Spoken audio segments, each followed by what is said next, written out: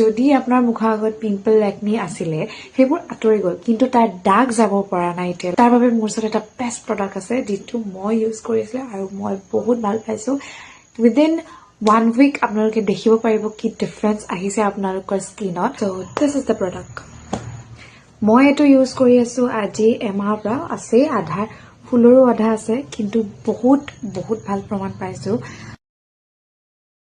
Dermaco 2% kojic acid face serum.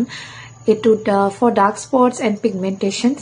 Dark spot or pigmentation karone dag asamnaga mukhot dag ase kintu dhabba ase jikono dhoroner kola dag ase eblak juat I sahay kore. Ei serum to apnaloke okol rati nohoy dinoto byabohar koribo.